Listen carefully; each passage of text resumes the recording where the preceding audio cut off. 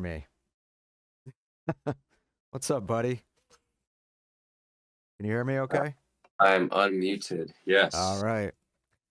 So, yeah, this is episode 1 of the House of Bathory Podcast. I'm pleased to have one of my good friends, Brandon Rage, who he used to be in Dawn of Ashes, my old band Aurelia. He was in Motionless in White, and now he's in the almighty Bleeding Through. So how's it going, dude? I'm good, man. Yeah? First episode, thanks for having me on Yeah. the number one. Fuck yeah. Dude, it's been when was the last time me and you saw each other in person? I don't even know, dude. I think it was, it might have, Was it the I tour? called Dawn of Ashes. Was it the tour that was the last time? No, I went and saw you guys Oh yeah. It was at at a bar. Was it? the fuck. The place in Downey. Yeah. Okay. So that was like 4 years ago, almost. Yeah. I think. Wow. 3 years. Dude, that fucking tour we were on kind of scarred me. It was that shit was rough. That was a rough tour. Like one of my favorite fucking tours that You know, I've ever done, which is so funny because it was pretty crazy, like you said, right? But I had just bought that new kit and I had all these brand new cymbals, like a brand new huge kit, and we were only doing black metal songs. Yeah, I know. But we had a couple of the old ones, a couple older tracks, but it was mostly all black metal shit. So I was just having a blast, even though the shows were kind of whatever. I mean, some shows are good. That wasn't even really what was the issue with the tour, but the one thing that I loved about you being on tour is no matter what shitty situation we're in, you're always just fucking glowing about everything. And I've only seen you mad once in my life. On that tour. On that tour. Yeah. I recall exactly what it was too.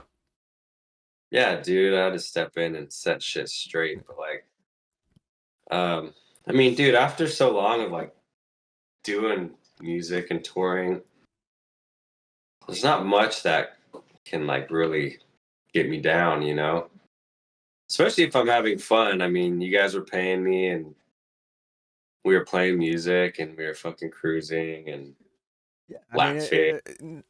I think touring, no matter what, even if it's a shitty tour, especially when you come off of a tour, it creates a huge source of memories that you can either just fucking laugh about later down the road. So even though that tour was so fucking dysfunctional, I do have my moments where they I always talk about them later on. Well, touring in itself, I feel can be, for the most part, pretty dysfunctional. Oh yeah.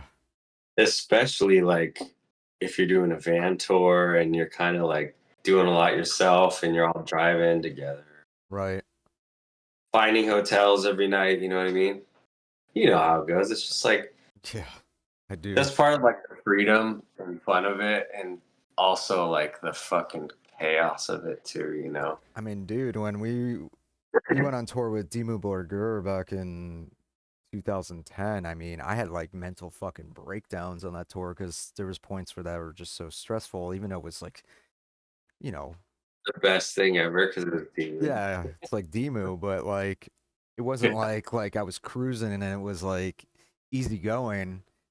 It was rough. Yeah. It was fucking rough. I mean, you told me one story from that tour. I forget what it was. It was something you had to bust ass driving just to be there in time, but it was freezing or something was weird. Yeah. That's just like one of the stories. We'd be in Canada and it's below zero and you see fucking vans flipped over and it's just ice and we'd show up late and everybody's fucking pissed at us. It's just dude. And then our fucking tour manager was on mushrooms and driving. And like he didn't even tell us this, so we were like, he almost flipped the van, and In then the winter, it's like thick. fucking ridiculous. Yeah, man. I don't really like doing winter tours like that No. anymore, unless we're like I've been in some sort of bus, and even then, it's like still kind of sketchy, you know. Yeah, I mean, even bleeding through when you weren't in it, there's like that famous, and I'm sure they've told you about it because But Scott, I've seen the black that ice video. one. Yeah, I Yeah, mean that was on real TV. I'm pretty sure.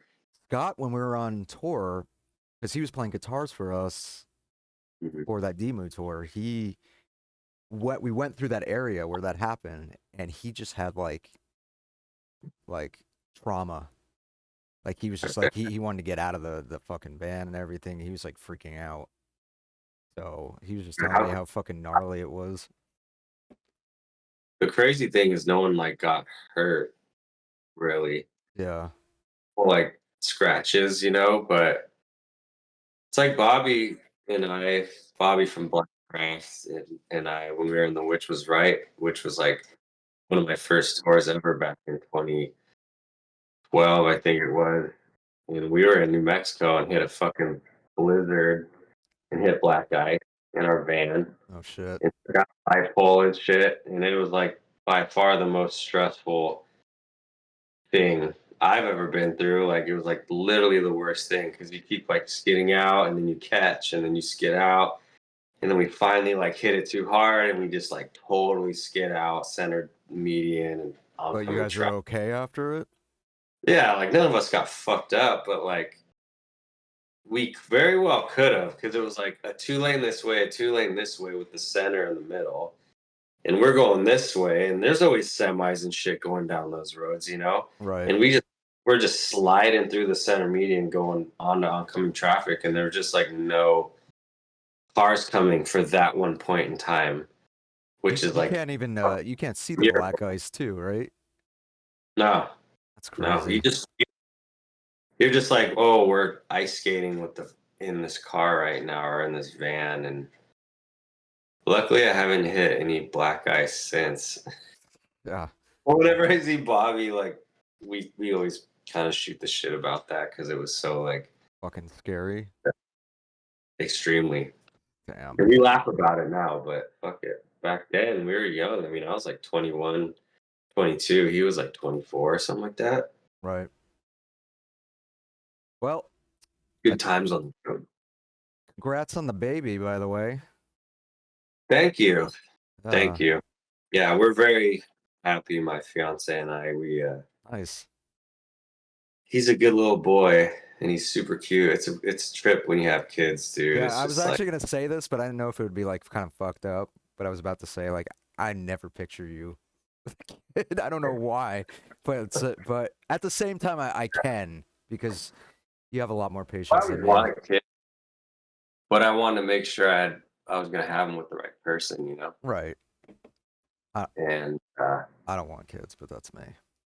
But yeah, you, dude, I mean, there was a part of me that honestly didn't want kids, but at the same time, I knew I wanted them. But it was gonna be like I said, if you're with the right person, the right circumstance, then I'd love to have a son, you know, which I have now, and you can kind yeah, of like teach him the ways and shit. So get him into it's a lot of hardcore work. and black metal. Oh yeah, James fucking Damon. You know, our house is full of devils and demons and bullshit. So this is just what he's gonna grow up around, you know, Teaching him right. teaching him right from the beginning. Right on. Also, And yeah, I mean, last time I talked to you, you weren't in Bleeding Through, so like, congrats for being in Bleeding Through. I mean, that's like, Bleeding Through is one of my favorite bands, so it's like cool to see like my good friend in that band. yeah, it's been great. Like we've talked about many times before, we're both like pretty big fans of the band. I was like real big fan of the band since I was like 12 years old when I actually first opened for them with my little hardcore band back in the day. Nice.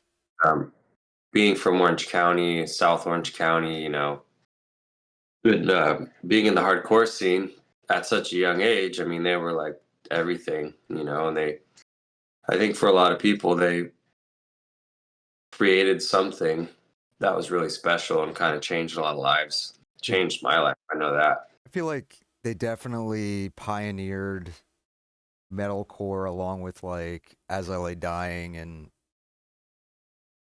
Yeah. I mean, there's bands because I mean, when I was in the hardcore scene, it was in the '90s, and I picture like bands like Poisoning the Well and like Which is a great band too. Honestly, it was one of the very first bands I loved. Getting in Cave-In. heavy music back then. Yeah. Poison the Well That was was I was another. actually gonna ask you how did you get into the hardcore scene? Um, that's a good question. So, like, I'm pretty sure I was in seventh grade, and well, actually, how I first got into the hardcore scene was I went and saw Bleeding Through and Avenged Sevenfold at Showcase, like Dude, 2000. you talking about Corona Showcase? Yeah, Dude, it's not even around anymore. It's like so I many know. memories of that fucking place.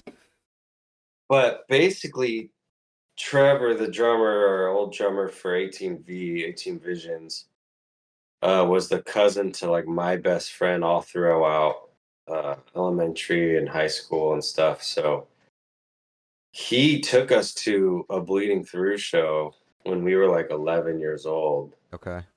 And we were like into poppy punk and all that shit.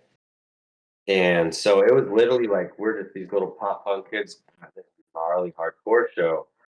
And I think after that, we both, him and my friend at the time, kind of like started to dabble in it because it was starting to kind of like be big in Orange County.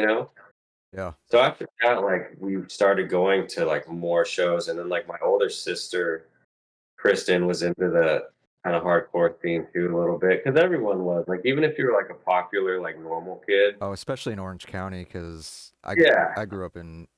It's funny. I grew up in Orange County, California, and Orange County, New York. So Oh no. and so Two yeah, OC. yeah, two OCs. Like that's what you did. You know what I mean? Like it doesn't matter if you're like cool, not cool. Like that's what you did. You went out to these hardcore shows, like at fucking St. Edward's Church or like somewhere there was a hardcore show going on. Like that's what you did at on the weekends or at night. You went and did that. So like Yeah. it was just intertwined with like not only my life but kind of my family's life. And then I joined a band called Alive We Die in 2012. And they were all like seniors and juniors in high school, and I was in seventh grade. I started drumming for them, and they were kind of like a big deal in the local hardcore scene. And so that definitely was huge too. Like that's how I opened for BT. Like we opened the show at St. Edward's Church and Bleeding Through headline. It's dope. That's just kind of how it happened. Like I was already playing drums in like other bands back in the day when I was really young, like pop punk bands and whatnot. But it kind of just like transferred over. And then when I got like a taste of BT or like AFI or Poison the Well or whatever, and like the makeup and the black clothes, I was just like, I just felt right at home, and I just adopted it instantly. Yeah. It's funny because everybody's been asking me why I wear this bandana all the time, and it's actually because of the hardcore scene. Like growing up, like Earth Crisis, and they would always like rock the bandanas, and like I don't know, for some reason I thought like hardcore chicks were just so fucking hot, and they always wore fucking bandanas, and I always thought it was like just the hottest fucking thing ever. So I was like, you know what? Fuck it, I'm gonna rock it. You're like, I'm gonna be a hot girl. Right? Yeah. Yeah, it's just fuck. And it was such a cool thing and such a special time for a lot of people in music and this kind of music in general. So I actually broke to my see, nose during Throwdown at Showcase Theater. nice. Yes. Yeah, we just did that show with Throwdown, the Indecision 30-year anniversary. Oh shit. Or 20 or 30-year. Yeah, we played right before Throwdown, so that was sick. Nice. Throwdown was another like big band I They love. changed though. They went from like super fucking heavy straight edge hardcore to like this Pantera thing. I don't know if they're still. I haven't been keeping up with them. I don't know if it's still the same thing. Yeah, I was hella Pantera way back, but yeah, there's like two Throwdowns. The one that played after us was like the original Throwdown, Oh, like dope. all the old shit. I don't think it's like the new Throwdown with all the newer songs. Nice. Different singers. I couldn't get into the Pantera shit because like I'm like I like Pantera for Pantera. Like I like Yeah, Throwdown for Throwdown. you don't want to sound like someone else, especially when you're like a hardcore straight edge band. It's kind of weird, right? Yeah. I always thought it was bizarre. But yeah. Never got heavy into them, but it's been really cool, man.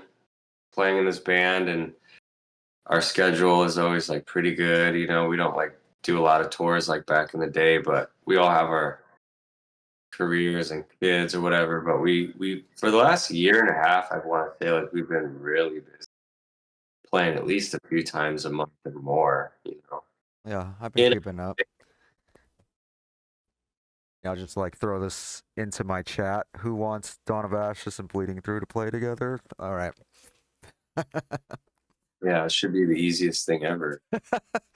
I've been wanting that to happen for like so long. That would be a good time. It would. I'll play anywhere, dude. I'll play a hole in the wall venue. I don't give a shit. I don't know. I'm kind of selective, but if it was with Bleeding Through, I'd play in a backyard, you know. So Backyard shows are fun. yeah. Are you still doing drums at all, or is it just guitars now for you? So people ask me, even my family, all the time. They're like, "Do you miss drums and all that?" I'm like, honestly, I don't like miss playing drums that much right now because I mean I've done it for so long, playing in bands since I was like 9 until recently. The last tour I did drums last summer, and so when you've been doing it that long and then you're switching to a different love like guitar, which is a totally different vibe for me, it's like I'm just really enjoying that aspect of being a musician right now. You know what I mean? Yeah.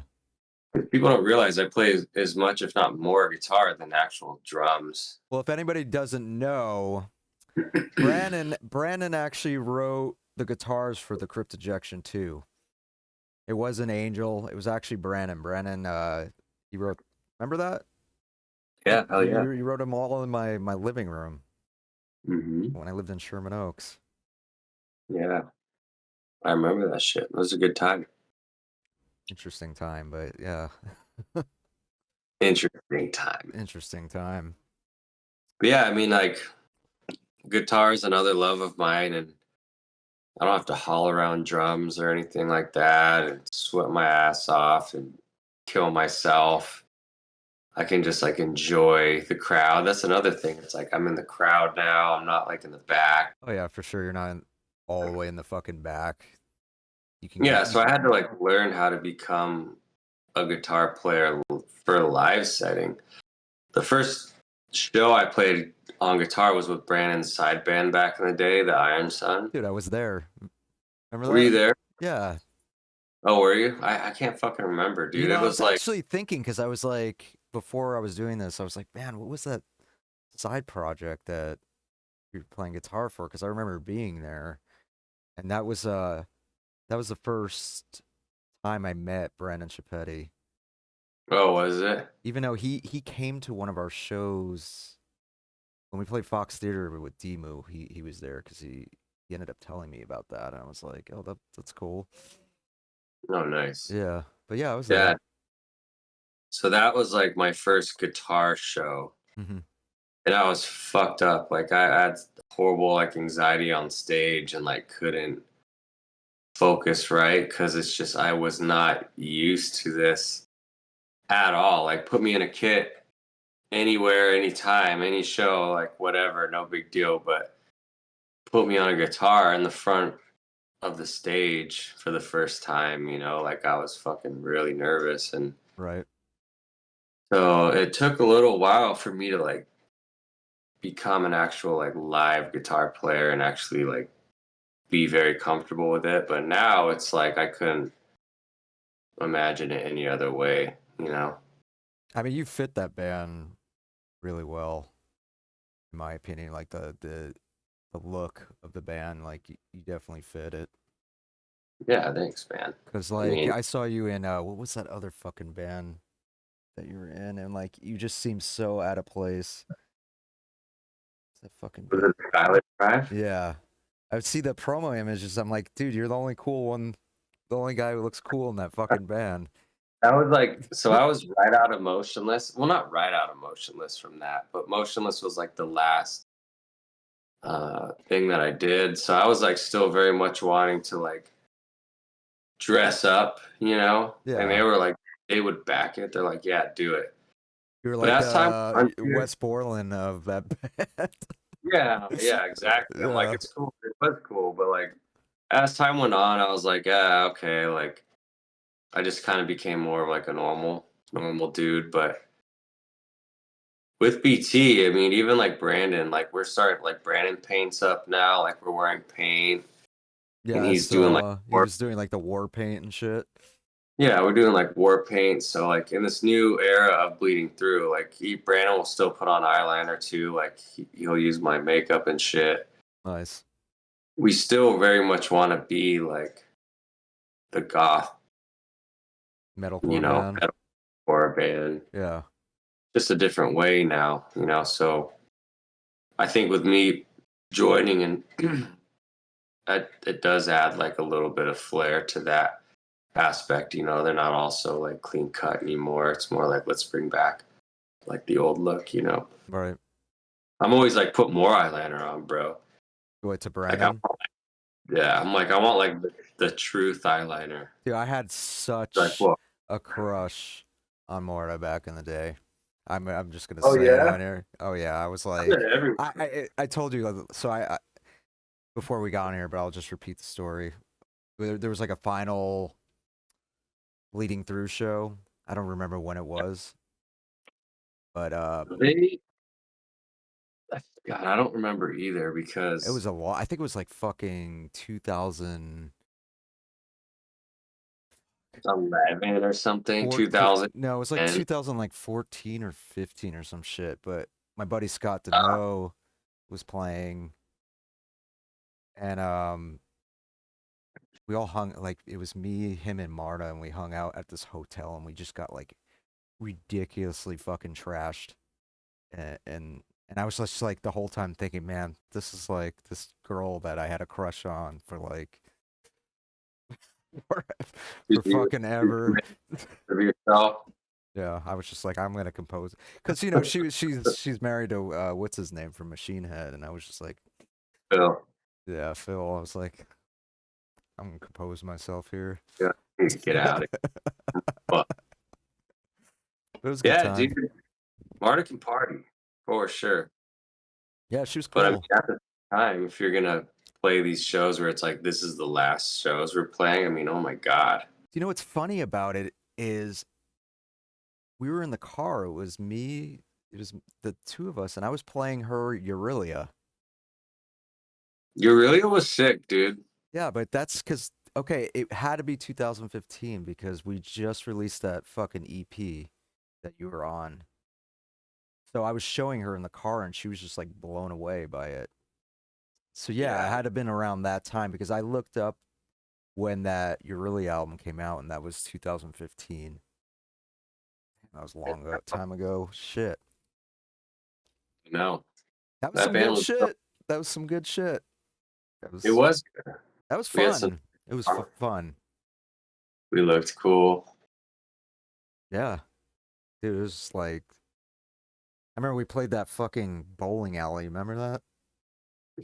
Yeah, we had to. We got some sick footage because Kay was there getting footage for us. Yeah, and It was like I've actually done a super lot cool of photo venue. shoots with Kay now. Kay's done so many Yeah, shoots for us. he's awesome. Yeah, That was a cool show. I mean, it was a bowl. I actually played a bowling alley with BT not too long ago, and it was not the really same one, right? nah. No. This was in Vegas. It was like with the Ghosted side Okay. was like headlining over us, but it was cool. Right on. But that other bowling alley we played, that it was interesting, definitely. It had a legit sound. They have a Yeah, lot of bands that actually fucking play at that. it was a Like, nice venue. yeah, it was that was cool. But man, that whole era of Aurelia was interesting. Yeah, yeah. It was an interesting point in my life. Green paint. Yeah, not even that. Just everything that was going on around that time. God. Yeah, that was like a big transition for you. A lot of life changes going on during that time. Oh yeah. Yeah. Yeah, crazy shit going on. I think that's like when that was like a little bit after I went sober. Yeah. So that's I like think you when went sober like right after that band, right? no, no, I maybe. No, yeah, you're right cuz I was getting fucked up. I remember at that show. Yeah, I'm pretty sure everyone. Well, I wasn't, but everyone was at the bowling alley. Cuz I remember I Getting would show up to the Aurelia show rehearsals completely shit-faced. Remember I would have like vodka and like that, yeah, yeah, maybe yeah, it was I was not sober when this was going on. it was right out. It was during that band. I think you're like, all right, I think I'm gonna get sober. You and Angel. I think we're both gonna get sober. Oh yeah, that was actually when me and her got together was during the Aurelia times. That's crazy. Fuck. Life goes fast, dude. So yeah, what else has been going on? Uh, dude, just band and baby, my fiance, and family. Trying to behave the best that I can, Aren't we all? and you know, just living my life. I was doing a lot of stuff in Vegas because I was living in there for a while, and You're not living in Vegas now?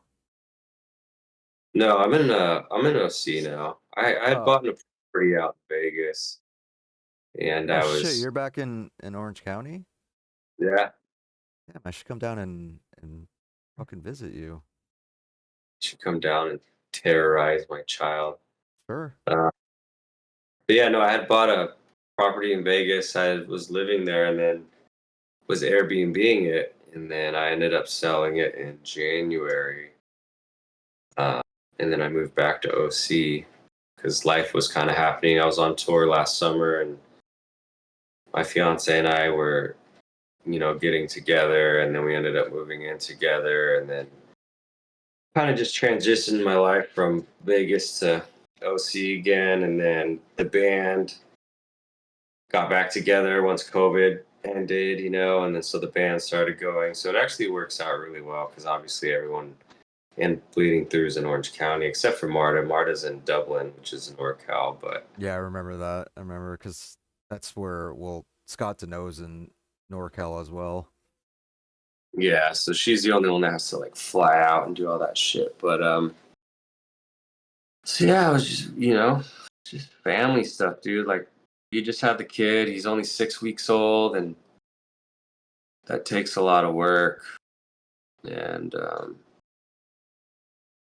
right now, the exciting news is Bleeding Through is probably going to be working on a full length here Nice. very, very soon. Which, That means more shows, right? yeah, I mean, we have some stuff planned that's coming up, but nothing like in the near future because we do want to focus on this album. And Brandon, myself, and everyone else in the band is like really motivated to make this like a serious masterpiece for the band. So Dope. we're all putting in like our 2 cents, writing wise. So And I so that, actually we released a single called "Heart Wrapped in Suicide," and it was influenced by Bleeding Through, definitely, because a lot of people were like kind of pointing it out. We weren't trying to like sound like Bleeding Through, but you can definitely hear like the hardcore influence in it. nice. Yeah, Yeah. they have like a very unique sound, man, that is very cool. So it'll be exciting to see, what happens with that. And I mean, so tell me about that show. You just did a show in Europe. And I miss Yeah. Behemoth, dude. Fucking, I miss Behemoth. He's like the best dude ever. It's crazy. We went on tour last year and Behemoth didn't go. It was it Oh, was no, it was kind of like traumatizing for me. I was telling him about it. It's like we have like a he's like the I don't know if glue. you remember, but we would have like our like own type of humor that no one would understand. Like it's just like Court. random shenanigans that we fucking talk about. And like when I was on tour and he wasn't there, it was like it was like awkward. I was like, no one gets what the fuck I'm talking about. So Yeah, I do remember that. And he held the band together in a lot of ways. Like, you know what I mean? Like yeah. he was just like, good to have around. Technology wise, like he knew what the fuck was going on. Oh yeah, he does all the directing of our music videos and all that shit. But Yeah, he yeah, did oh, what's up? fucking drum video of mine, Guardians. Yeah, yeah, Yeah, I'll fucking do it. He just rolls in with all this shit. yeah, Cool. Knows what he's doing. He's talented as fuck. yeah. But we didn't do any tours this year. We just did festivals. Like I had a last tour I went on. I was having health problems, so No. I had long COVID. So in the middle of the tour, my lungs were shot. I didn't know it was my lungs, but I went to urgent care and had to be put on steroids. I could barely fucking sing. So like every show, like my voice was just shot. I couldn't talk. And That sounds like shit. yeah, dude, like I was like in my bunk and I felt like I like pulled a muscle in my chest, but when I went to the doctor, they said that my lungs were just fucked and I shouldn't have been on tour. I got put on like on an inhaler and all this shit. So I was kind of like when this year rolled around, I was like afraid to fucking go on tour because I was like so like traumatized from that shit. So I was like, I'm COVID is just rough, dude. what's COVID is a. I got COVID too, and it was a rough time for dude, me. it fucking We, destroyed me. Fuck. yeah, it was hard. I Yeah. wasn't even playing shows. I was trucking, dude. I was in a fucking 18-wheeler cruising by myself at that time, Damn. like working. And I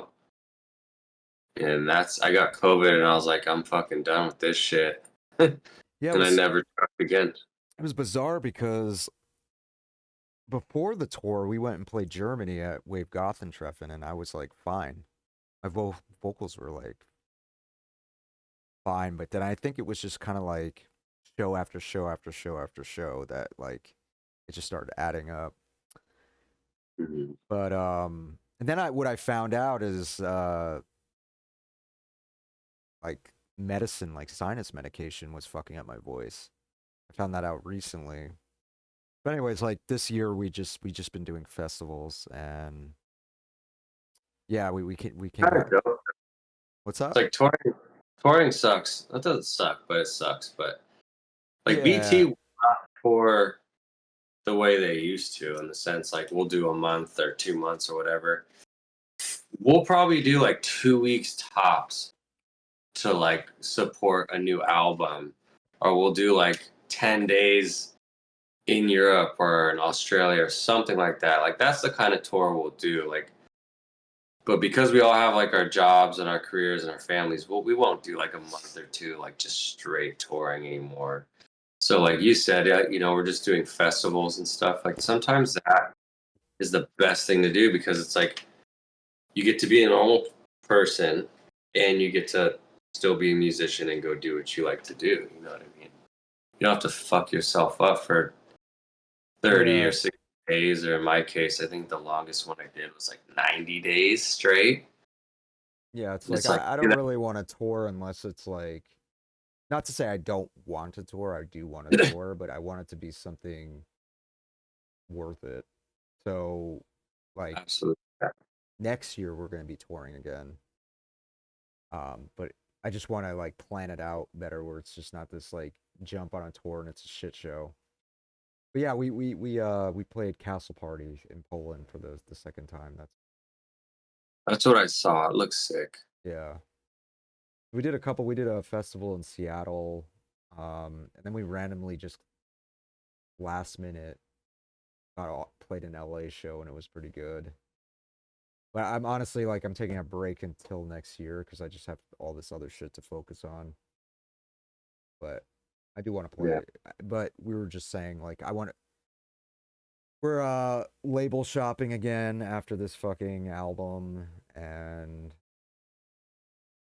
I'm still trying to release this new album right now. It's like still in the fucking mixing and mastering stages. Mm-hmm. And yeah, like I said, if I tour, I just want it to be like I want to like open up for a bigger band or a band that's slightly bigger than us. Something. I don't want to do any headlining tours, to be honest. Yeah. I mean, sometimes that's the best thing to do. Right. I mean, we were doing so many headlining tours. I don't know. It has its issues. It's good and it's bad. Yeah. Yeah, man. All right. So, should we take some fan questions in the chat? Yeah, dude. What they got? Yeah. I know there was like all this shit being said. I can't see nothing that people are doing. Oh, my light went out. I can read them. Has anybody got any questions for me or Mr. Rage? It almost better without the light. It is. I like the crystal in the background. Yeah, we'll keep the light off. Is that a salt crystal? Yeah, it's a salt lamp, and then I got a sticky amethyst. Nice. Thing kind of like lags a little bit, so I'm sure someone will fucking say anything. By the way, my tattoo is a Helsing tattoo.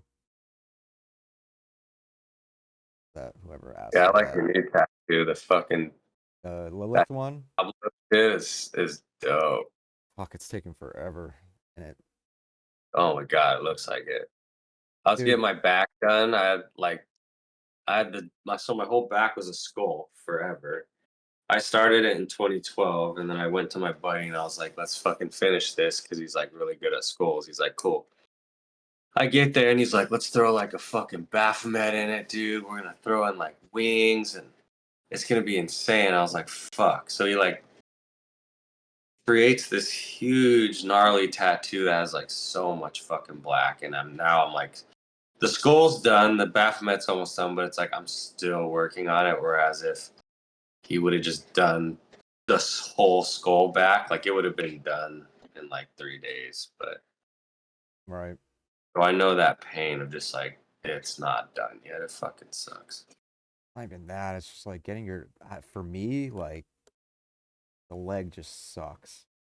Dude, it sucks, man. Like on your shin, like right on the fucking bone, is just like. It's rough, dude. Oh. Anywhere, but the legs especially. Like, I don't know what it is. Just. I don't know. So I had actually a question. It's just, and I don't know, you can answer or not, but I'm just curious. When I knew you, you were really religious, and now you're kind of like the opposite. So Yeah, so that's a good question. As you know, I was like raised by two very religious parents, right, and indoctrination's a real ass thing. You know what I mean? yeah, Um, My parents are great people. Were the great parents to me. But they're very religious, and they brought us up very religious, and that kind of shit sticks with you. But I'd always liked, dark things and dark imagery and And black metal metal. music. Yeah, skulls and devils, and like that was always like my shit. Like I naturally liked that kind of stuff, so it was always a battle. When I was actually kind of growing up and being like, well, I like this shit, but like in my head, my parents taught me about, God or whatever. And then it was like a very slow deconversion that took many, many years, actually. Um, at its peak, like I would say like in 2014, 2015, I was like at the peak of my, like, I think I'm like on this side, like I'm a religious person. And then from there, it kind of dwindled down through like a series of just my own questioning and searching who I was for reals, and really just being like, who is Brandon? Like what does Brandon want to be or That's whatnot? called free will. Whatever you want to call it, you kind of break the chains, you know what I mean? Right. And so I would say I completely got rid of myself as like a religious person, because I would never have called myself like a Christian or a Catholic. My dad was Catholic, my mom is Christian. I would have just said like, oh, I'm just a believer in God, right? And I do the best that I can to fucking whatever. But I completely like got rid of that. I'd say like 2 years ago is when I was like completely free of it. I think we had And, like a conversation about this whole thing. Like, dude, we could talk about that for like hours in itself, because because I remember telling you about all the shit that that I'm involved in, left hand path stuff and all that type of stuff. And oh yeah, we've had plenty of conversations about like your shit and stuff. yeah, and like But even back you then, being I in was like, Aurelia, and Aurelia was like all about the left hand path and like all that type of shit. well, And DOA in general, that too. And I mean, I'm fucking, yeah, I was in Motionless, I mean, they're not black metal, but they're definitely like anti. yeah, So as like a person who was in the band, but still kind of held these beliefs, it's like, I very much, uh, am like these people, but I also have that other thing where it's like, oh, well, maybe, I need to be this way too. So it was a hard battle, dude. And honestly, it's still uh, a hard battle for me, in the sense that the old programming is still there. oh You yeah. know I what I mean, if you didn't, so my family, my mom's family is from New York, so mean? we're all Italian, and Yeah. they're Catholic Italians. So that's how I was growing up. While my dad is an atheist, I'm not an atheist, but I'm, you know, I follow a left hand path. But my whole thing is that's a whole nother conversation. But Yeah. the weird thing is having those two dynamics. You have the Catholic and then the atheist. Yeah, dude. And I'm like sitting there in the Crazy. middle, like listening to my dad and then listening to my mom. And it's like the magnet was like pulling me towards my dad's side. Yeah. And then like getting into like the fucking bands that I was into when I was, you know, fucking 12 and 13. Kind of like pulled me away from all that shit. Yeah, dude. I mean, I'm surprised it took me as long as it did to really be like, You know, okay, it's like, funny. I'm gonna say this because me and Angel, we said this back then, and we're like, we know it's in him. We were saying we're like he's secretly he's about that life. I mean, dude, Fuck. It's one of my biggest things that I'm into, my free time now actually is not only like a big thing that helped me like when I was like really deconverting and shit was like the fucking OGs like Christopher Hitchens and Richard Dawkins and Matt Dillahunty and atheist experience and just these things that actually like are questioning uh these religious doctrines and whatever, and in me having the bravery to question and consider. Right. A lot of religious people, they don't want to take the time, they don't want to question, they don't want to consider like what their beliefs are and actually like dive into it.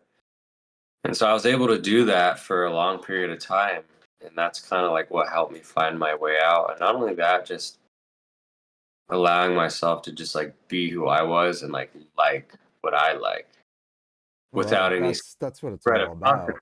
I mean, that's what it's all about. I mean, I explained this recently about because people think I have some sort of like bad opinion about fans that are Christian or Catholic that listen to Dawn of Ashes or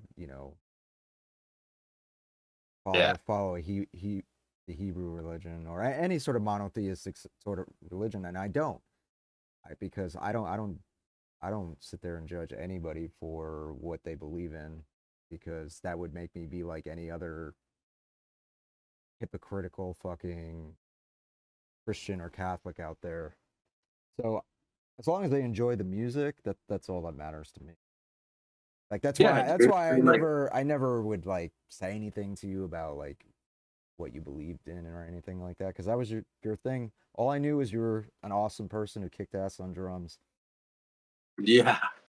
And that's just what it is. Like all my family's still, they're still religious. I mean, both my parents are religious. They know that I'm not. All my religious tattoos have been covered. I've noticed. I saw the head one. Yeah, like I had a cross right here, and now it's a Hades symbol, so it kind of like swapped that. I have Mary on top. It's still Mary, but she's all evil now, like upside down cross and stuff. So Nice. I didn't feel right anymore having the tattoos that I'd gotten when I was still kind of in that mindset. You know what I mean? Yeah. And it was actually really bothering me. So I was like, I gotta fix this because I don't want to rep something which I feel is actually fucked up and evil anymore. People would be like, "Oh, you're into evil shit now." It's like, no, I got away from the evil shit. You know what I mean? Right. So that's kind of that story. But like I said, till this day, like I'm a daily student of scientists and atheists, agnostic speakers. I listen to it every day, and I'm still kind of on my journey with that every Yeah. day. For now, then. If you ever want to read some good books, I mean, I could send you some shit with all Oh, this I stuff. know you got some good shit. Oh yeah. Someone actually had a question to me Yeah. because they were asking me about the left hand path. They were confused about it. So left hand path, there's different sects of the left hand path. So the difference between, let's say, the right hand path versus the left hand path is the left hand path invokes the energy within. It basically takes responsibility for your own power, and you utilize any sort of ritual for self deification. So that's why when we talk about black magic, it's not evil. Black magic is actually invoking the power from within instead of submitting to something outside of your body. That's what the left hand path is. So the inverted pentagram means the reason why it's pointing down, it's pointing the power into the flesh. And basically, if you go back to certain religions, they would utilize like the goat or the ram, and the horns would be pointing to the sun, and the sun would point the rays down to the horns. while the actual power goes within to the body. That's what the inverted pentagram is. So the difference between right hand path and left hand path is you invoke self deification. You don't submit to anything. You're not a master to anything. While the right hand path is you submit and absorb to something outside of the self. There you go. Nice. So do you want to jump into some questions with some of Yeah, the dude. bands?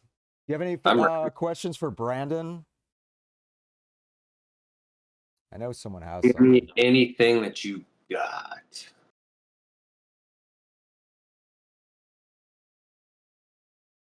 This thing is so slow because it's delayed. But I mean, there's a ton of people. You're like, oh, why did you leave motionless? Oh, what happened with frog in reverse? I know. Oh, It's the same thing. Like, why don't you do dark electro anymore?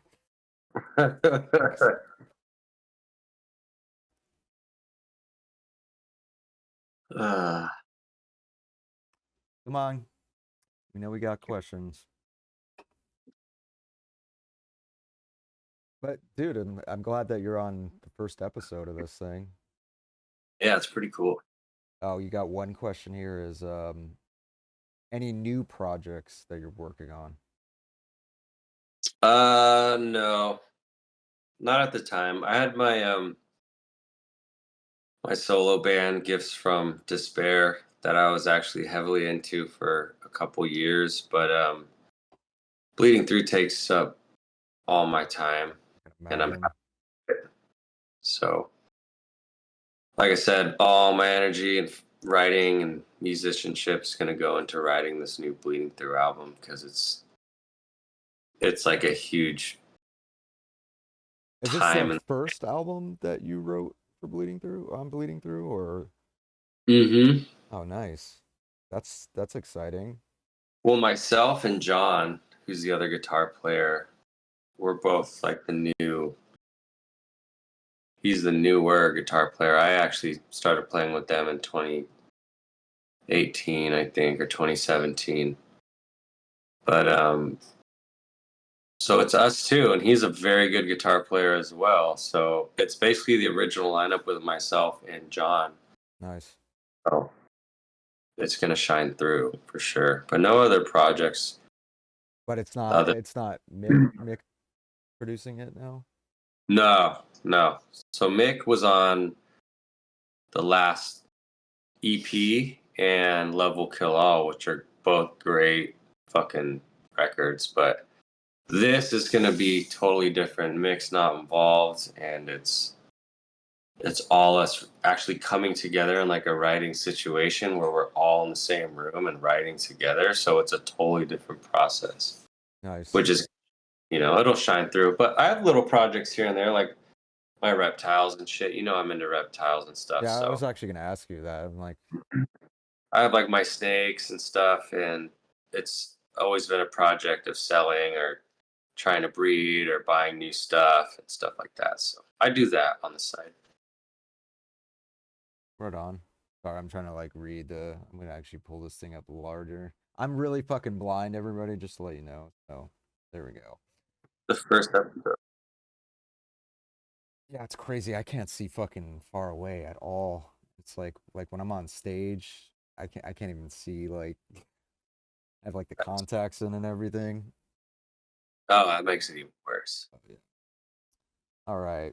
So has anybody got any questions to ask? There's like so much shipping. Oh, here we go. Are you asking me or Brandon? Maybe it's a question for both of us. I guess I'll ask you it. What is the most important thing when you are creating a band? When you're creating a band, Yes, you yeah. know, it depends Oh, it's what you want. for both of us. Depends what you want out of the band, I guess you could say.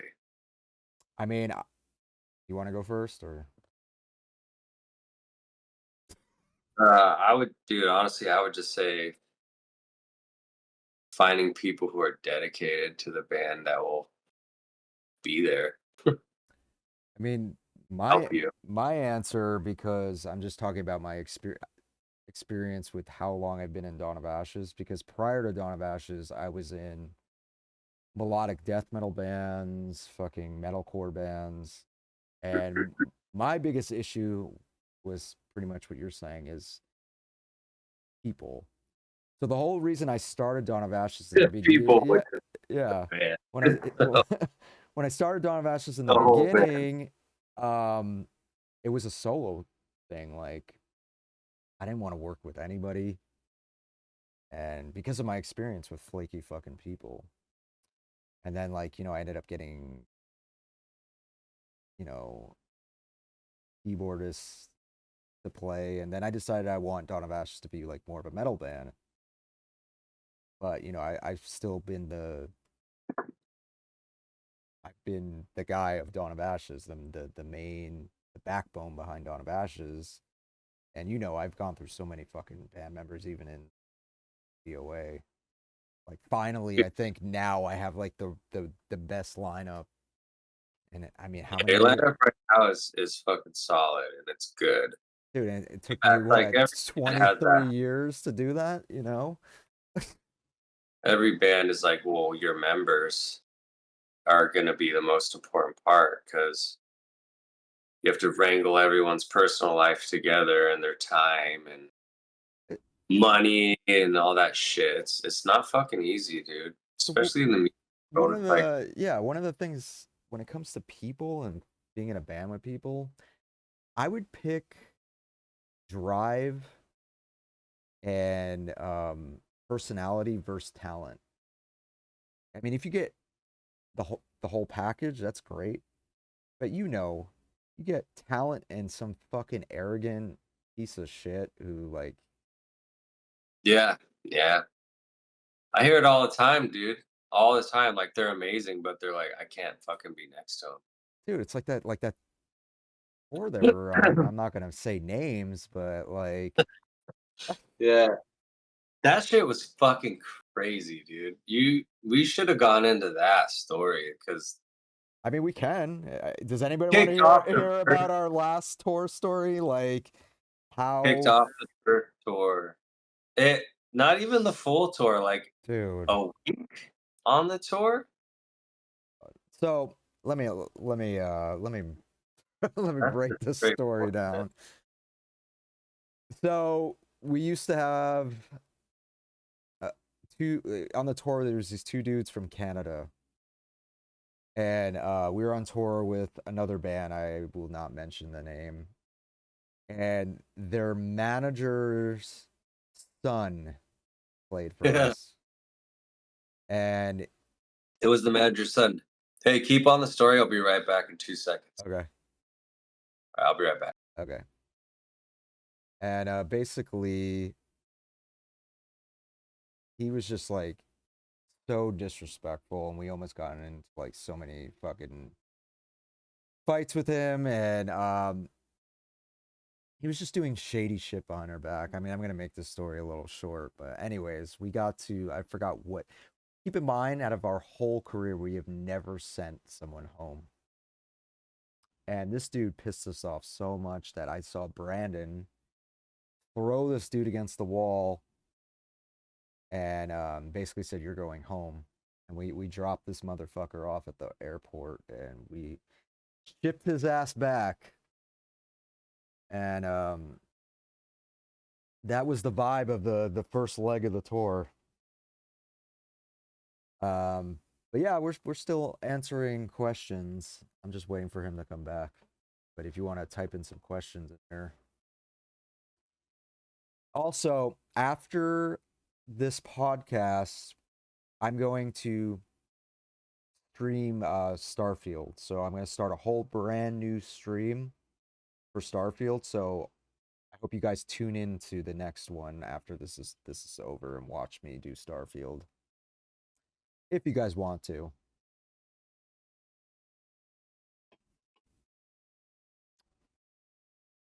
Let's see.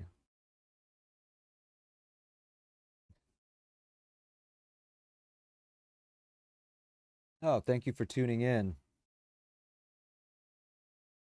Oh, I got a question here. If you were able to, what song that you haven't played live yet would you? Are you talking about a song we've never played before or a song that we just haven't played for in years? And yes, my Arizona teas are the shit. Um, well, I I'm mean, back. any of the songs off the upcoming album, that's what I'm looking forward to playing that we haven't played yet. I'm back, and I have a visitor, Oh, and her nice. name is Cleo. Cute. This is Cleo. She is a miniature dachshund, Nice. and she loves her dad, and that's why she came over here and was like, "Dad, please pick me up and love me." Cute. But anyways, back to that story. What did I miss on that? I just kind of did a short version of it that you basically slammed this motherfucker against the wall and said, "You're going home." And we shipped the motherfucker back.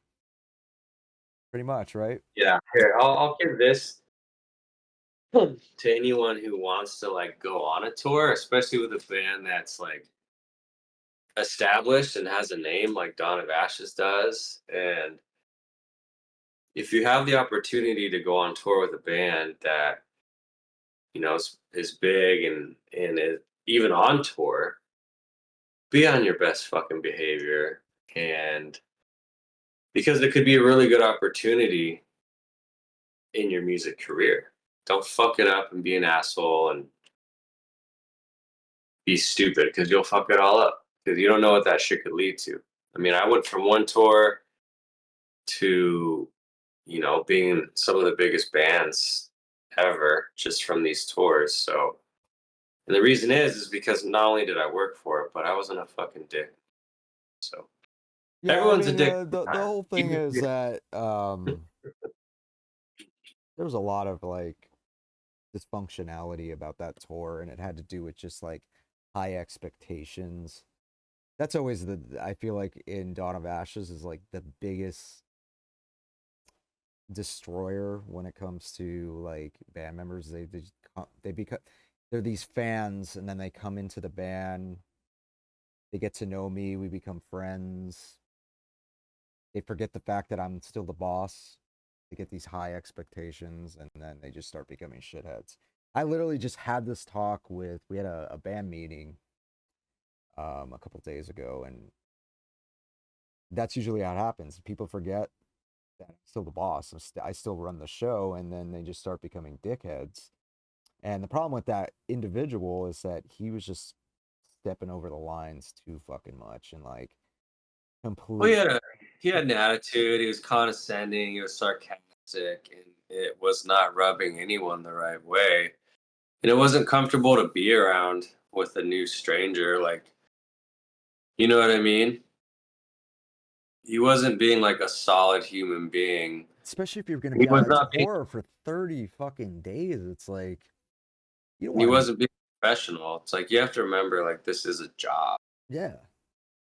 and there's plenty of times to have a lot of fun, but you have to conduct yourself in a way that you have to share space with quite a few people. So Dude, when you're in a professional band, and I'm sure you know, I'm sure Bleeding Through is the same way. Every single professional band that I've been around is, but there's a difference between a band and a business and a brand. Dawn of Ashes is it's a business, not like a business, it is a business. We have rules, we have structure, we have protocols. So when we go on tour, we have rules. Unfortunately, people don't like to follow the rules. They have that angst sort of like fuck that shit.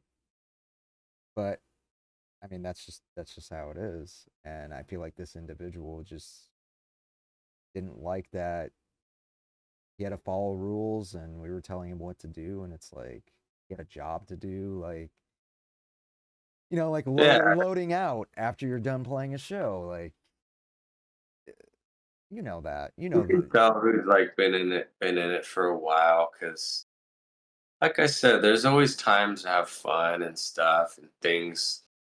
And you know what I mean. You might miss something here and there, but there's a general way to conduct yourself as a musician and things you have to do if you don't have crew or techs, you know what I mean? And Dude, back in the day, we would used to have like, and I think I've lightened up a little bit because I used to be like hardcore fucking strict. I used to have like contracts that I'd make every member sign, like, and I had like the 3 strike rule. If they fucked up if 3 strikes and you're gone, like, but it's like you shouldn't even get a strike. I You know what know, I mean? right? Like Like, Behemoth never got a strike. I never got a fucking strike. Because it's like you're amazing to be around. Like we're having a good time. Like you know what I mean? It's like it's only like when people are like fucking being shitty that oh you're yeah, like, dude, yeah. I mean, wow. it's like anything. Just be fucking respectful. You know? I think like my biggest problem with kicking off that tour is since my ex was in it and he was bad mouthing my ex. I think that was like when I really like was like, dude, you can disrespect He was the dudes, but don't fucking disrespect a woman. Come on, he was disrespected while we were in practice, dude. yeah. Like before we even left on the tour. So Right. that was like the telltale sign right there. Like this isn't good. Like I said, it was funny because that tour when I got off it restructured so much of things with Dawn of Ashes, and I had like a lot of time to think. It was funny. I was so fucked up from that tour, I wouldn't even listen to metal. I was like fuck this shit, man. Like, but And it that was a was 3-day banger, dude. That was a long ass time. yeah, We but spent a lot of time on the road, fucking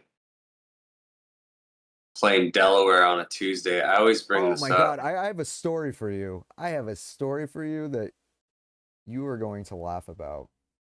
I I have to like, tell you this one because I just found out about it. Like I think it was last year. But do you remember playing Baltimore? And we went to that venue where they wouldn't give us waters. They wouldn't let us use the green room. It was like I forgot what it was called. was it the one with the high ass stage? Yeah, and we went up yeah, yeah. It was like really high stage. Uh-huh. Yeah. It was like one of the And last shows. they were treating us like complete shit. I don't remember that part, but I do remember they were like just fucked in a lot of ways. Like they didn't So promote. check it out. I got a I'm not with this booking agent anymore, but they sent me a picture of a flyer from that show with all of our signatures on it, and it said don't ever play this double decker or some shit like that. And they're asking me, they're like, why did you write this? And I'm like, You guys none of us wrote that. So they forged our signature and they have it hanging in the venue now. really? Yeah. They forged all our signatures? Yeah. Are you sure we didn't sign it? No, we didn't sign that shit. It wasn't even, it was like, I was like, God, that's shady as fuck. I remember Because that. they posted it so we can never ever play there ever again. People smoking crack outside. And that was like the last show, if not like a couple Yeah, well, shows it we was played. towards the end because it was right by Delaware, and I remember Delaware. We were at that like shady hotel where the Denny's was like. Yeah. You remember? Oh, fucking Denny's, Yeah, bro. We should tell that story. I'll tell the yeah, story. go for it. So we were staying at this shit ass hotel, which was attached to a Denny's in Delaware. You already know it's gonna be bad because it's in fucking Dude, Delaware. was that the same venue where the sound guy threw something and almost hit Angel in the face? Remember that crazy twacked out and he got mad at you? Was that It this? was, Oh my God. which I played that venue again last summer with Necronomicon. Was he there, Uh, that sound guy? same Oh fucking my God. totally weird little cracked out little 5'3" dude. Oh my God. But Holy anyway, shit. so we went to this Denny's, remember? It was like 4 of us, and there was no one in this fucking Denny's, dude. and they had like 6 people on staff, and we were literally like, oh yeah, and they were struggling in there. I remember there was like all yeah, this drama going on. one of 2 tables, like just us 4 and like one other table, and this place was pretty fucking big, dude. We're like in a booth, and we ordered like, because we were like eating vegan and shit, we ordered like some veggie burgers, Yeah. like no cheese and like full lettuce, tomato, whatever. And it took like an hour to get our food. And remember, they just brought us like a fucking vegan patty on a bun. Like that was it. Oh yeah, it was like no lettuce or tomato, And, no like, like that's the ketchup. sauces and shit, and they just fucked Oh, up the order so bad, and like the staff just looked fucked, like bad. And we were just like, this is the most insane shit I've ever fucking oh dealt my with, god. dude. Yeah, but I just That's remember fucking playing that venue, that fucking sound guy like freaking out about you. And then he started freaking out and he threw a drumstick and almost hit Angel in the face. dude, it was that Then same and then the fucking band guy. that opened up for us by actually took Angel's bass cab. Remember this? I'm, dude, I oh just my god. remember because I Oh, and tell then the story.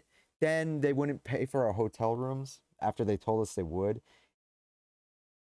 Remember that whole It drama? was that little venue. I don't remember that part. I just remember the guy because I had a fresh fucking run in with him last summer. But it's the same guy, and he's like totally fucked. He gets mad at everyone. He was Oh getting my pissed at god. everyone.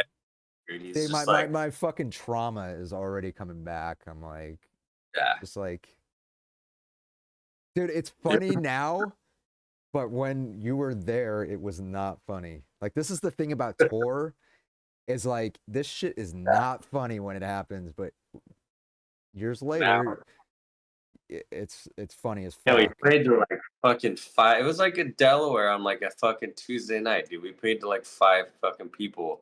Everyone like left after fucking the local band played, and we're just like sick, dude. But it was still like a great show because I was just having fun playing black metal Yeah, every we're night not, out. that's like another place. We're not allowed to play that venue anymore. It's funny, like, we're like banned from certain venues for the dumbest fucking shit. You're too fucking metal. Dude, I remember we played Kansas. This is back in like 2013, and I was like mouthing off to like religion and God, and this was like in Bible country, like Kansas, and they pulled the plug on us like fucking halfway in the set, like done, and then they said you're banned. You're never allowed to play the venue ever again, and I was just like, okay. Kansas will do that. I dropped some for my dog will eat it. There it Oh is. shit. Anyway, So um, my new bassist is on here. who's Raphael. the bassist? Raphael. Raphael. Yeah, we played, he just posted it. We played in a festival in Seattle, it was really fucking late and I wanted food, and I tried ordering a veggie burger from Denny's and it said $117. We're The hell? like what the fuck? But yeah, let's get into these questions. We're gonna rock the, you cool for like 30 more minutes to do this? Yeah, give me the questions, man. Let's We're get gonna it. do this for 30 minutes, and then I'm gonna stream Starfield after this, but let's do this shit. Me and Brandon haven't seen each other in fucking forever, so this is good. Yeah, we gotta hang out now that I know that you're fucking in California. Yeah, dude, I'm ready to go whenever. I just have no time. You guys are gonna come with me real quick. All right. With me. I'm with Where are the questions here? you. I didn't have the burger. They wouldn't. I think they were like Stay here, too. putting $117 so no one would order it. Where the hell are you going? I'm on my patio, dude. Oh, you can smoke crack? Check out my door knocker. Oh, nice. Yeah, I'm So, smoking crack. there we go. Wait, how about Bleeding Through and DOA playing a gig together? I mean, Well, we talked about that, and we're just waiting. tell tell the sheepster to fucking make it happen. The sheepster. Let's get some juicy questions. Give me some juicy stuff. Yeah. I want to answer it Come juicy. on, there's so many people watching right now. Don't be shy. Don't be shy. It's so weird because I don't see nothing. I just see you, so I don't. That's scary enough. Just seeing me. You like my setup? My see the gear? Oh yeah, that's what I said earlier. I was like, I'm just in my little apartment, dude, and you got like this sick ass shit. I'm just like, sick. Dude, I My mean, apartment's sick, but you can't see it through the camera. this is just my music studio part. Where are you living? Where the hell are you at? I'm hiding from the world.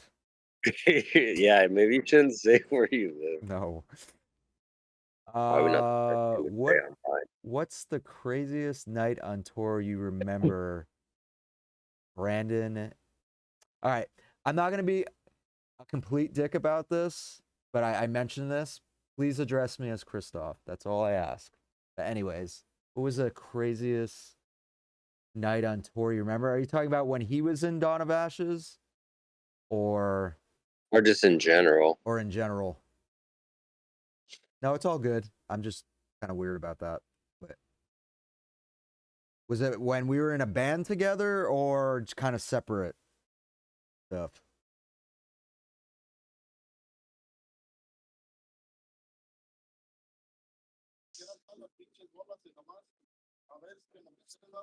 What is that? I feel like crazy can be a few different things, like party wise or like just shit show. Yeah. Like So is it? venue wise. So elaborate on the question. Is it us together when we're in a band together, or us doing our separate things? Yeah, I understand, but us together or separate? He probably means in general. It'd probably be like either. All right. Well, let's just do our own separate things.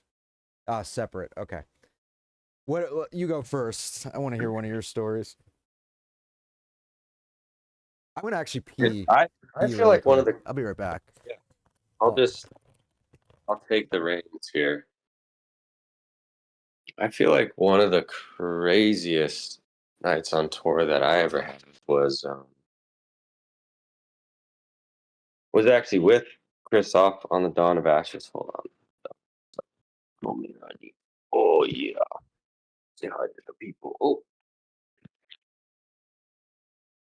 Say hi. Leo. It was with Dawn of Ashes, so we were in Ohio, I want to say, and we were supposed to stay at this promoter's house of this show. Talking about, I'm talking about when we were in Ohio, and us? we were supposed to stay at the fucking the promoter's house in Ohio or whatever. Oh God. Oh my God. You talking This about the motherfucker, one with the dildos and everything? yes. My So this dude God. had two wives. We show up to his house. We're Oh supposed my to stay there, God. This. and he has a cracked out wife and a fat wife, and they're just like one bedroom apartment. Tons of cats, which I'm super allergic to cats, and they're just like chain smoking cigs in there, Oh, and they're like, "Yeah, we have room for the whole band." And we're like, they wanted me and Angel to sleep on the couch "Yeah." together. Like, I literally walked in. We all like a couple of us did. We walked in and we just walked right out, and I was like, "No," and we ended up getting like a Motel 6 after, and they're like, oh my. "Whatever." See, you're fucking traumatizing me again. Like, I'm Yeah, it just was rough, dude. We reliving were like, the shit I was like, "There's over no again. way we can stay here. Like, you guys are fucked." And then Oh my God.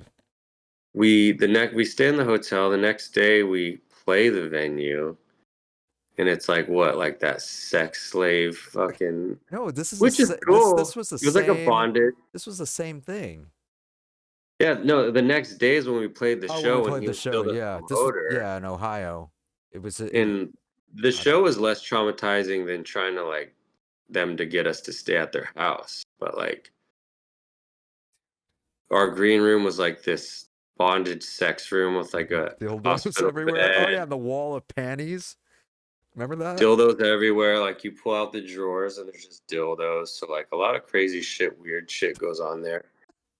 And then Oh my the next part of the god. story is like I actually played that venue with Cyclone 9 too. Yeah, I know.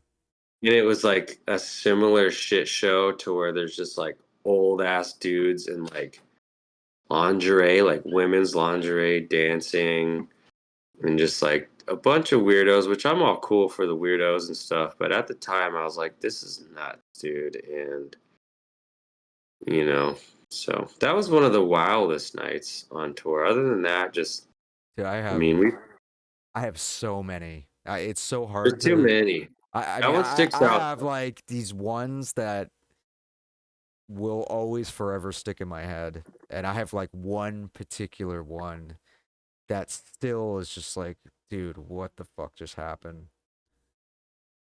So What is we played. This was 2006 or seven, and we played Allentown, Pennsylvania, at a place called the Sterling Hotel. So it was a hotel and it was also a venue. So downstairs was like the venue, and then you go upstairs and it was hotel. So we used to do the whole like 3 coats of liquid latex and all the blood, like just like look like Yeah, that shit looks so uncomfortable. oh, it was. So I literally we played the show and I go take a shower at I don't even know whose room it was, but I go in there. I'm in the shower and I hear the door close. All of a sudden, I hear this dude start talking to me while I'm like in the shower, and I'm like freaked out that there's someone in the bathroom with me. I don't know who the fuck it is. He gets all mad and he goes, "Are you fucking listening to me?" And he hits the shower curtain, and I'm like, "Dude, what the fuck?" And all of a sudden, I hear him get up and slam the door, and I hear all this commotion going on outside, and I come out, and Behemoth comes up to me, and I had my ex member Lynette. They're like, we gotta go now. I'm like, what's going on? And like, we went to this other room, and I guess like this dude was like a skinhead, and he was like fucked up on speed, and he got offended by me, and he started just beating his girlfriend. So like cops came and fucking arrested him and shit. I was just like, That would qualify as something really, really weird that happens on tour. Like, what the fuck? I had another. We were on tour How'd with he get into the bathroom? I don't know. It's like on the East Coast. They have like the old fucking doors and shit. I don't know. Maybe I didn't lock it, but I mean, Jesus Christ. dude, I've had so many of these fucking. We were on tour. One of the drivers of Demu, he was driving Blood Red Throne around. He went to our truck stop, and these dudes waited by the. He was going to the bathroom, and they kicked the door down and pulled him down to rape him, and he beat the fuck out of him. Like, Jesus Christ. To whoever asked the question, it's like, yeah, I need a there is book. no craziest night on tour. Like, a lot of nights are stupid and crazy in their own way, I, honestly. dude, I used to have to carry a knife in my boot on tour because I was so like, I have like crazy fucking people come up to me after stage and just But you when you're controversial, like fucking DOA, burning Bibles and shit, you really never know what the fuck could happen. yeah. All right. Let's Next get some more. question. That's I could we're gonna write a book on that one called Fucked Up Stories on Tour. Too many, too many for that question. Right.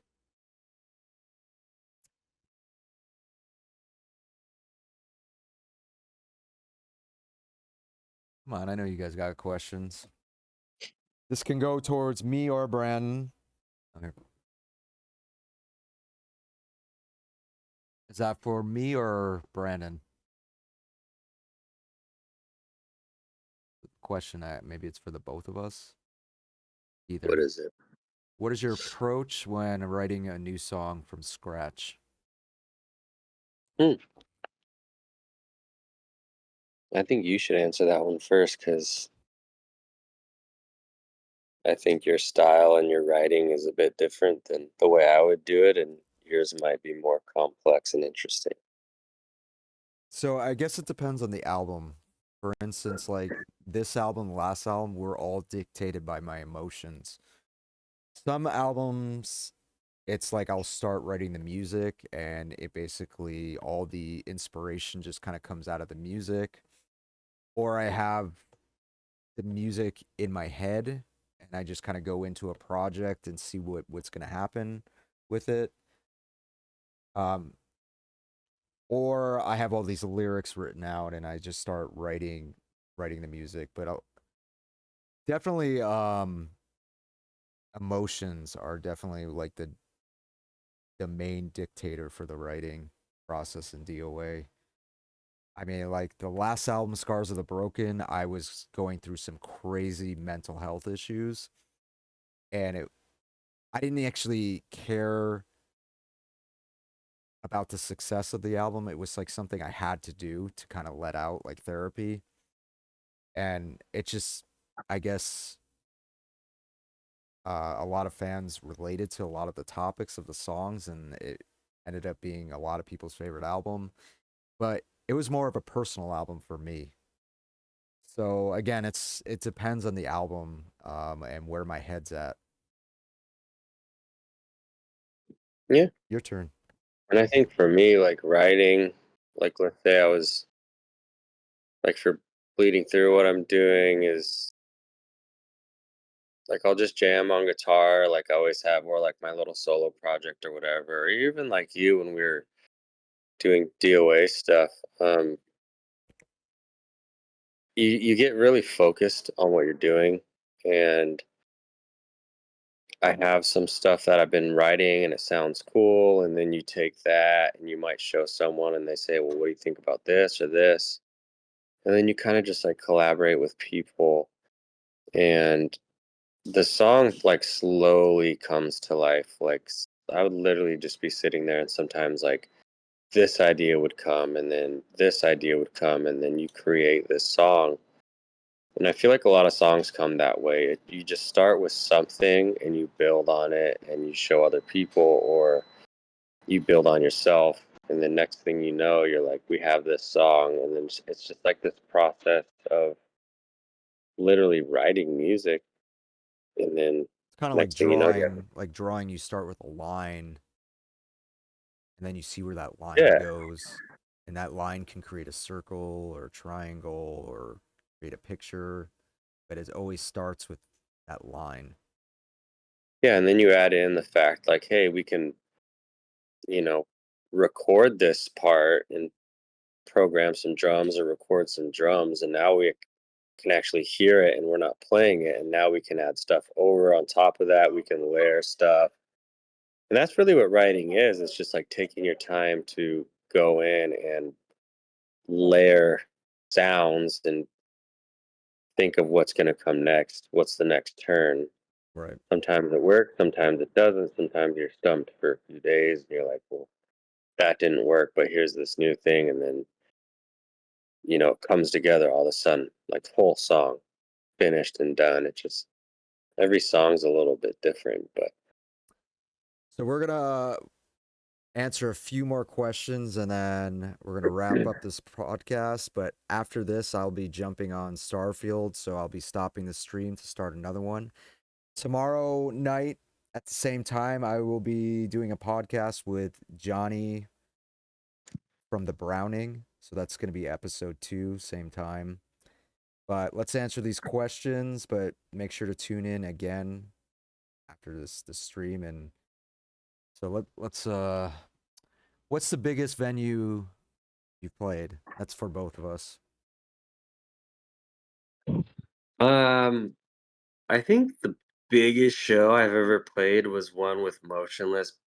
Um, it was like a So What festival, or it was I want to say it wasn't South by So What, but it was just like a So What festival, and it was massive, dude. There was like 10,000 to like 12,000 plus people there.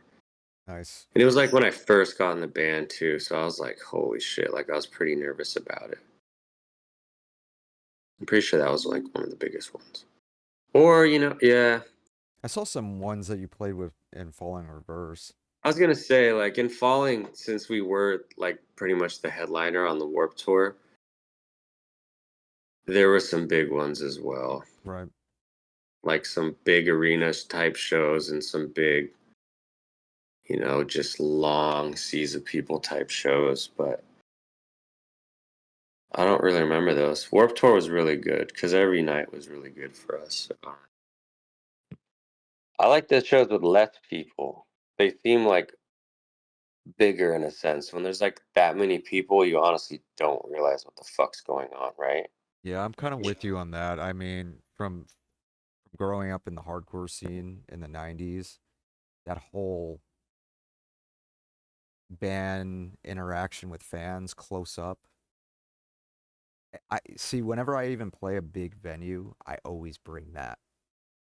So if there's Hmm. a barricade, I'm always on that barricade. I don't like to stay on the stage. I need to be like face to face with the fans.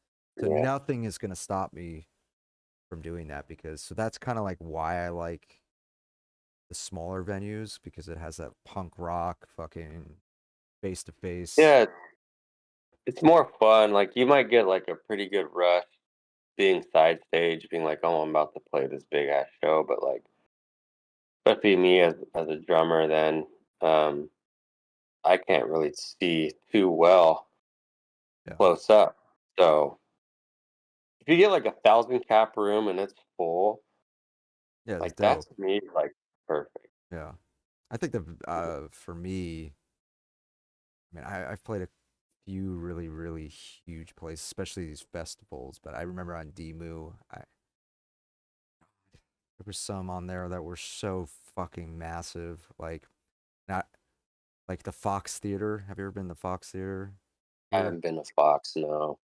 There was another one. It was in New York City, and I'm trying to remember what it's called. It's like one of the biggest fucking venues in New York City, and it was just like, fuck, I don't even know how many people were there. Yeah, you don't feel all those people. They get lost.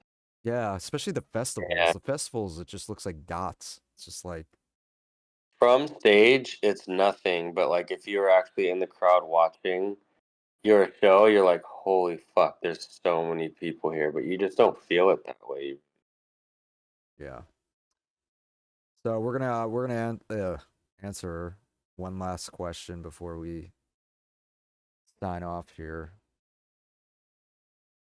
Um, actually, well, we'll do two. Cool with two. Yeah, good with two. When releasing the more emotional, personal songs, albums, does it ever make you nervous? Like it's too raw for either of you? Mm-mm, no, absolutely not. I mean, music is the more raw, the more emotional, the better. That's the whole point. So, I think the biggest challenge for me, especially the last album, is reliving things that I don't want to think about. So I literally, with the last album, I dug into pieces of myself that I didn't really want to kind of bring to the light. So now when I perform the songs or listen to them, it just kind of rehashes those deep emotions over and over and again. So it makes it difficult for me to either listen to them or even perform the songs. fair. Okay, so uh, who was your greatest influence of all time to make you do music? Damn, that's a good one to end it on. Yeah. For me, honestly, as a young child and musician, like Travis Barker was obviously, as a drummer, was like huge for me when I was very young, 9, 10 years old. But Brandon, the singer for Bleeding Through, was actually a huge role model and idol of mine growing up. Um, so it's pretty crazy that we're good buddies now. But as far as like musicians like Nick Barker from Cradle and Demu were huge influences for me. And as far as like my playing goes, and